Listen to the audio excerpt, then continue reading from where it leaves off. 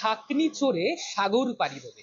আর সাগর পাড়ি দেওয়া বলতে আমাদের গোটা জীবন যুদ্ধে বা জীবন যাত্রায় আমাদের নিজেদের ব্যর্থতাগুলোকে ঢেকে দিয়ে শুধুমাত্র যে আমাদের স্বাচ্ছন্দ্যটাকে গ্রহণ করব তা নয়, তারা এমন এক সাগর পাড়ি দিতে চলেছে সেখানে স্বাচ্ছন্দ্যতা নেই, সেখানে নেই কোনো গণ্ডি টেনে জীবনের রেখা। তারা জীবন শৈলীতে সব থেকে বেশি বিশ্বাসী, আর তাদের জীবনের মূল রসদই হচ্ছে আর বই।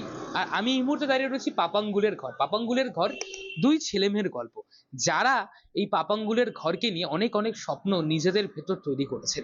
স্ট্রাগল ছিল না বলবো না, এমন একটা চত্বরে আমি এক বইয়ের দোকান দিচ্ছি যেখানে 1 স্কোয়ার কিলোমিটারের মধ্যে একাধিক মদের দোকান আছে।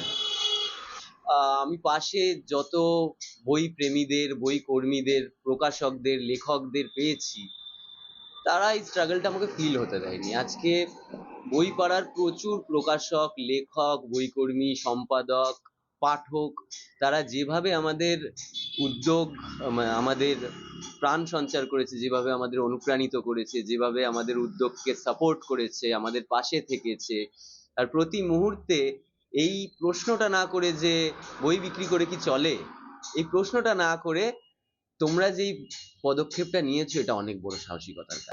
বিষয়টা হচ্ছে যে আমার কোনোদিন কোনো কিছুতে অসুবিধা হয়নি, কারণ আমি ছোটবেলা থেকে এভাবে করে অভ্যস্ত।